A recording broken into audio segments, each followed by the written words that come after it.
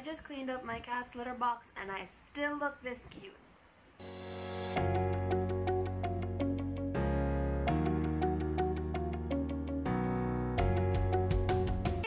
Gals and non-binary pals, welcome back to my channel. If you're a new subscriber, thank you so much for checking out my videos. If you're an old subscriber, welcome back. And if you haven't subscribed yet, and if you like my videos, please do click the subscribe button down below. So this video is way overdue, but you know, real life kicks our asses sometimes, but we still gotta make that bread in order to get all these books. So yeah, Yeti didn't exactly have a choice. But this month is a lot more manageable, my schedule is a lot more manageable, so I look forward to be making more videos, taking more bookstagram photos, posting more on my blog, and just generally being more active in my book blogish life. So as you can probably tell by the title of this video, this is my June wrap-up. And as we all know, June was Pride Month, so I made the effort to read entirely queer titles this month, and I am very happy to say that I succeeded. I read 4 books this month. Not as good a number as I've read before, but you know, good enough. It means that I read a book a week, so that was okay considering my really wild schedule last month. But yeah, yay! Anyway, of those 4 books, I'm also very happy to report that 3 of them featured queer people of color as the main characters, and as a queer POC myself, you know, representing on that front is really important to me. And that intersectionality of it is just really something that matters a lot to me. And I mean, we all know that queer people of color really get the short end of the stick when it comes to representation of queer people specifically. So I was very happy to be able to do that. So without further ado, let's get started on this wrap-up. So the first book that I read this month, I didn't like. So yeah, I feel like I'm in the minority on this. A few people did say on Twitter also that they didn't like it, but also it is really highly rated on Goodreads, so I feel like I'm in the minority on this. But anyway, this book is The Gentleman's Guide to Vice and Virtue by Mackenzie Lee. I talked a lot about how I felt about that book on my Pride Month reading vlog, if you've seen it, and yeah, I didn't like it at all. I mean, notwithstanding the scandal of Mackenzie Lee writing about a trans man as a cis woman, like not just having a trans man character, but like writing her story specifically about the trans person's, the trans man's discovery and realizing that he is a trans man. And that is really not the province of a cis author to write. I mean, I always say, before you write a book, before you write a story, look at the table and maybe think if that seat at the table is yours to occupy. I mean, I feel like a good litmus test is to think and ask yourself, has this plot or idea been written by a member of this marginalized community? And if you can't name a single author, then maybe that's not your place to take, you know? I mean, ask yourself, if your book is all about, say, a trans desi woman, think to yourself first if there are any trans desi women who have written about that before you decide that you're going to write that. And if your book is about it's a historical fiction novel about a Dutch trans man on his journey to discovering that he is a trans man, maybe, you know, that's not your place to write that. And then, you know, I'm pretty sure that misgendering your character, your trans character, is just really an all-around shitty thing to do. But that's not what this video is all about. I did not film this video in order to talk about Mackenzie Lee's fuck-ups, recent fuck-ups anyway, but I feel that Gentleman's Guide to Vice and Virtue was a fuck-up of a sort. As I mentioned in my Pride Month reading vlog, I felt like she was using historical accuracy as an excuse to be racist. There were N-words everywhere in the book. I mean, like, I get it that, you know, the N-word was not a taboo thing back then. People said it willy-nilly, but like, you didn't really need to sprinkle the N-word liberally throughout the book in order to impart to your audience that yes, this book takes place in Regency England. I mean, I could tell it from the fact that they called Europe the continent. Like, it was really just so unnecessary. It was unnecessary to establish character, it was unnecessary to establish time, it was unnecessary to establish conventions at the time. It was just really not needed at all. She could have written the entire book without uttering the N-word once, and instead it was like, pshoo, pshoo, pshoo. Like, you know that Oprah meme, like, here's an N-word for you, an N-word for you, and an N-word for you. Like, just, no. I am happy to say, though, that the other 3 books that I read, I enjoyed a lot more, and I hope you guys do too. I highly recommend them. If you haven't read them yet, do pick them up on Amazon or at your nearest bookstore and check them out because they are really good. So the next book I read after that is the book Labyrinth Lost by Zoraida Cordova. Labyrinth Lost is the story of a bruja, or a witch named Alex, who comes from a family and a long line of witches. She discovers that she's a particularly powerful bruja called an enchantrix, one of the most powerful types of bruja that have ever existed. The last one to exist was like her great-grandmother or something. And basically, though, she realizes that she doesn't want her powers because she's afraid of the troubles that being so powerful would bring. So she decides to do a ceremony that will, you know, give up her powers on her death day. The death day is a ceremony that all brujos and brujas undergo in order to fully come into their powers, into their magic. And it's basically a party where they receive the blessings of their ancestors, and after they receive that blessing, they can more control their powers and be more, basically just be more powerful. Alex doesn't want that, so on her death day she does this spell. It's supposed to remove her powers and make her a normal girl, but there is a snag. Of course, there's always a snag. So there's this, the villain of the book is a powerful witch called the Devourer. After she tries to gain like a higher level of magic and abilities and immortality, the brujas banish her to, it's kind of like the purgatory of this universe, and it's called Los Lagos. They banish her there. She's supposed to be imprisoned there, but of course she wants to get out. She wants to be able to wreak havoc and you know, continue on her quest for power and immortality and whatnot. And she needs to do that. She needs to devour, which I could call the Devourer, but she needs to devour the magic of an enchantrix. Again, like I said, the most powerful bruja that there is. So she interferes with Alex's spell and uses it to basically kidnap Alex's family. And she basically says to Alex, you know, you have to come to Los Lagos and rescue them. You can trade your powers, and you can trade me your powers and I'll let them live, something like that. So it's kind of an adventure story as well, and accompanying Alex on her journey to Los Lagos are her best friend Rishi, who is human, and a boy that she met a boy that she meets in the course of her death day and studying to be a witch, called Nova. And it is a little bit love triangle-y because, like, on one moment you have her seeming like she's falling for Nova, and on the other she also seems to be falling for Rishi. But spoiler alert, I guess. Anyway, the book ends with her ending up with Rishi because, and I hope it stays that way. I hope it stays that way throughout the sequel, Bruja Born, which I have not read yet. But I hope it stays that way because I really did not like the character of Nova. I hated him so much. He was such a fuckboy. And I know the ending was supposed to redeem him, but I won't really go into depth about it because I don't want to spoil anyone. But suffice it to say that I didn't feel that he was redeemed at all. Like, the ending was just, no, I still hate you. But anyway, this is a good book to read if you're into stories that explore what it means to be family, the meaning of tradition, and basically balancing tradition with new experiences, with balancing the old and the new, basically, and learning how to accept yourself, who you are, and where you came from, and your history, your past, and knowing how all of that combines to make you into the person that you are right at this moment. And it was a really good read if you're into that type of stuff, which I am.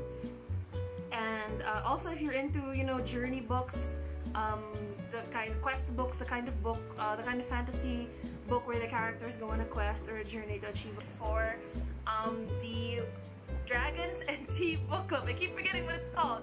The Dragons and Tea Book Club, run by Mel from Mel to the Any and Amy from Court of Crowns and Quills. Their pick for the month of June was Final Draft by Riley Redgate.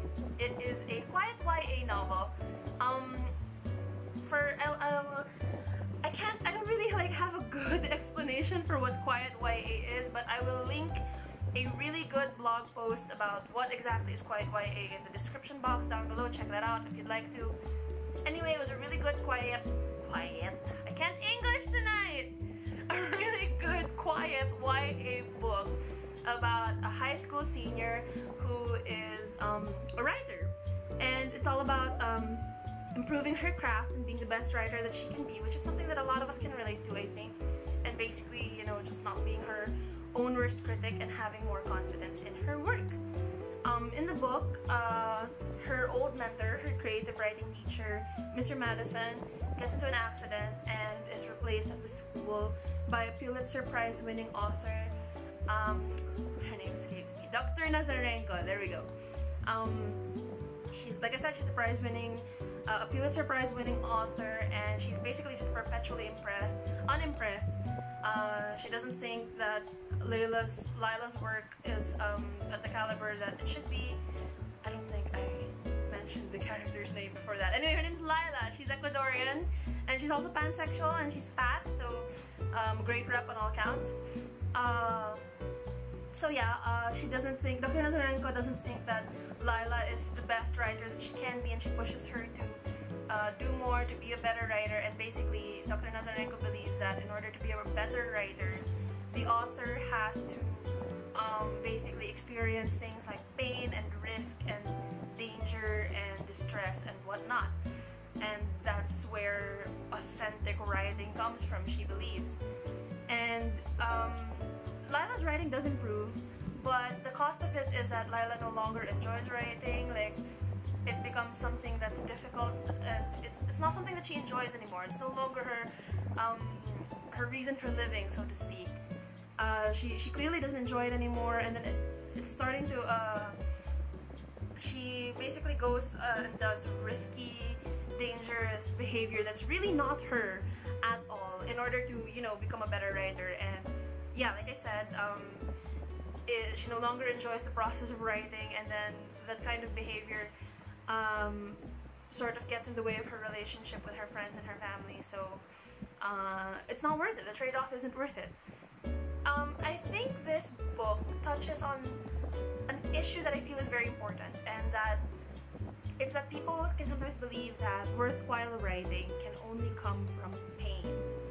And I think this is especially true for people of color. I mean, when you see books by people of color that do well, they're usually about discrimination, prejudice, police brutality, hardships, basically, immigration issues. It's basically all about how being a person of color sucks, and, you know, we experience that kind of pain and discrimination and prejudice from the world. And while those books are important, God, they're so important, they should be read by everyone, really, those kinds of books, they're really not all that a person of color, an author of color, can offer. I mean, people of color deserve to be able to tell stories that are just like magic and sci-fi and space and romance, just like all the white authors out there. This is especially true, I think, for black authors, because like when you have titles that are recently released or recently acquired and they're by black authors, more often than not, it's all about, like I said, just discrimination, prejudice, slavery, police brutality. Which isn't to say that those books aren't important, because God, they are, and no matter whether you're black or not, you should be reading those books. But, you know, black people deserve to have happy, fun, romantic stories as well, and so do other people of color. Like, our stories aren't less worthwhile just because they're not meaningful, quote unquote. They're not about like serious topics like, you know, prejudice and discrimination and the pain that we experience being people of color. And I think this book is kind of like a good representation of that. At least that was the message that I got from it.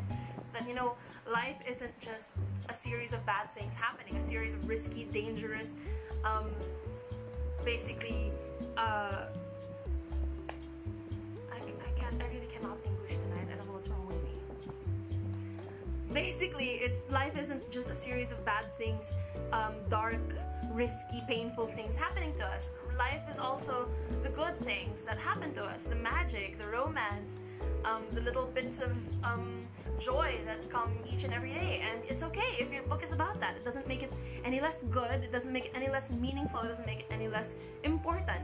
And that is a lesson that Lila learns in this book, and it is a lesson that I think also her mentor Dr. Nazarenko needs to learn, because like while I was reading the book, I just felt that if Dr. Nazarenko were a real author, I would like rip her works to shreds like in reviews, and I'd have probably gotten into Twitter fights with her loads of times. And lastly, I saved the best book for last. I read it for maybe a little over 2 weeks. I promised myself I would savor it when I finally read it, and I did manage to savor it. Like I said, I read it for 2 weeks, and I rated it 5 stars on Goodreads, and my personal rating was also 5 stars. I loved it so freaking much, and if you haven't read it, you need to go and read it right now. And I also want to apologize to all the bloggers who have said, Kate, read this, read this, read this, and I never did until now. I'm sorry, you were right, I was wrong, I was trash for not listening to you earlier. I am of course talking about The 7 Husbands of Evelyn Hugo. Oh, you're one of the few people who haven't heard of this book. The 7 Husbands of Evelyn Hugo is all about a movie star from the golden age of Hollywood called Evelyn Hugo. And aside from her very long and prolific acting career, she's also known for, as the title implies, having 7 husbands. She's never granted an interview to anyone or never let anyone really write her biography or anything. But then suddenly she grants the rights to a biography to this writer called Monique. And throughout the interviews with Monique, we discover Evelyn's life not just as one of the most famous actresses of her age, one of the most successful actresses of her age, but she also admits to being bisexual, and the greatest love of her life was a woman, a fellow actress, and it was none of the 7 husbands that she had married. So this was just a really great book. Like all of the characters in it were just fucked up in some way or another, but the interactions were with each other, the way that the plot was structured, everything that Evelyn did or thought or believed in, it was all just so raw and so powerful, and I really have no words. I mean, like, I could probably try to sit down and write a more structured review and then read that out, but like, I really at this moment cannot. Like, all I can think of is just gush and gush and gush about how amazing this book was. Like, yeah, that is really just all I can say.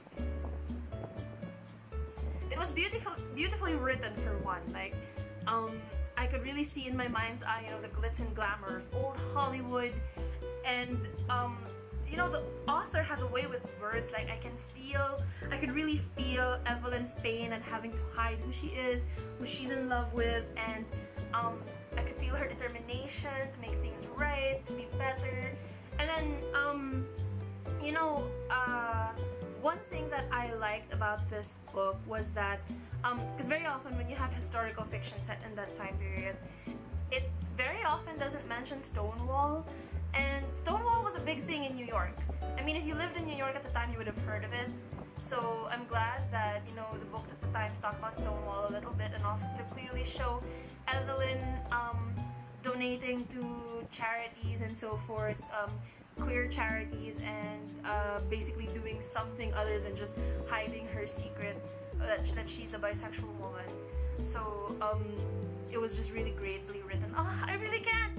I don't have anything else to say, guys, other than just read this book. It changed my life.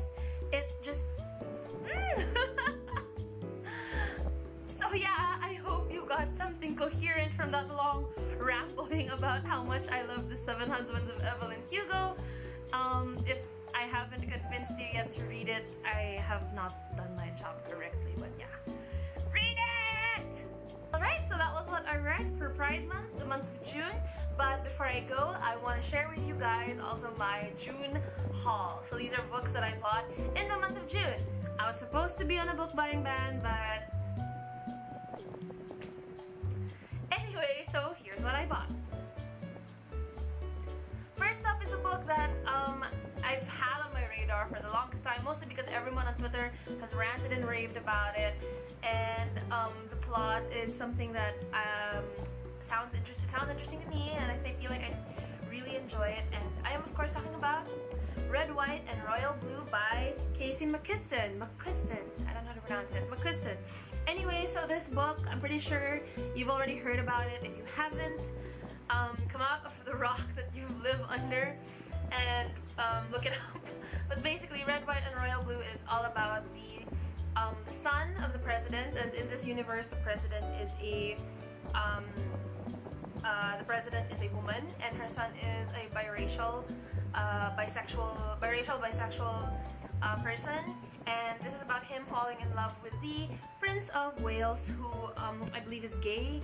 I haven't finished this book. I haven't started on this book yet, so I don't really know. But everyone has basically been saying that they love this book. It was really great.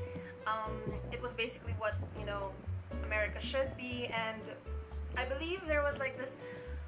I read like the first chapter and then I stopped because I wanted to read something else. But I think there's a part where like the daughter or granddaughter of the vice president refers to America as an imperialistic machine, and any book that acknowledges that the United States is just as much an imperialistic machine as, you know, its European counterparts is a book that's right up my alley. Next, although I do have the ebook of this, I loved it so much I knew I just had to still buy myself a hard copy. I got myself a copy of The 7 Husbands of Evelyn Hugo. So it's got the same cover as my ebook. It's a paperback. I wasn't able to get the hardback at Fully Booked, but it's a pretty paperback. I love it so much. I love the green gown on Evelyn. I may honestly get myself a gown like this and wear it at the next formal occasion that I'm invited to. I mean, I'm blonde. I'm a brown-skinned blonde girl, so like Evelyn Hugo. Next is a book that I borrowed from a friend. I borrowed her copy of Vicious by V.E. Schwab. I have not yet read this.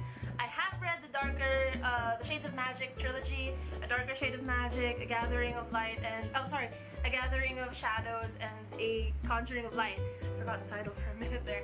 But I have read those books and I loved it so much. I love Kel, I love Lila, I love Rice, I love Alucard, I love all of them. I even love Hastra. V. Schwab made me fall in love with like a minor character who only had like a few speaking lines. That is her power. Anyway, so I wanted to read the rest of her books. I did read her middle grade book, City of Bones. What's it called? City of Ghosts. City of Bones is not that. City of Bones is that weird Cassie Clare book. Anyway, I read City of Ghosts. I really liked it, so I thought I'd try out V. Schwab's other stuff. And I borrowed Vicious from a friend. I have not read it yet. It has been languishing on my shelf, but in my defense, that friend of mine has my arc of Shadow Glass, and she has not yet returned it to me either. So, Ellie, if you're watching this, give me back my arc of Shadow Glass, and I will finish this and get it back to you. And lastly, if you've, I think I posted a clip of this on my reading vlog, my Pride Month reading vlog, but I also got an arc of Girls of Storm and Shadow, the sequel. Ooh, I really cannot English tonight. The sequel to Girls of Paper and Fire by Natasha Ngan. I am so excited to read this. I haven't started it yet, but everyone who's gotten their hands on an arc and has read it has said that like the book broke their hearts. It was really painful. So I am excited, but also I am a little nervous. I am a little worried. Like I heard on Twitter it was hella gay, but also hella painful. So like, yeah, not much of a haul. And I did borrow 2 of them rather than buying all 4. So I will count this as a win. I mean, I could have easily bought more. So yay, go me. Anyway, that was it. That was my June. Thank you so much for watching this video. I hope you had as good a June as I did. I hope you had an excellent Pride Month. I hope you had a really great month, and you know, I hope you were able to live your truth and spread love and acceptance, and I hope your month was free from pain and judgment and discrimination. But if it wasn't, please know that you are valid, Your sexuality is valid, your orientation is valid, and this month is for you, and I hope that you have as much love and light as you deserve for the rest of the year, and also moving forward for the rest of your life. That's it. Thank you so much for watching this video. If you liked it, please hit the subscribe button. Leave a comment if you'd like to. If you have a wrap-up video that you'd like to show off, also leave a link in the comment. I'll go check it out. See you next time on this channel. Love and light from your favorite Tita Kate. Mwah.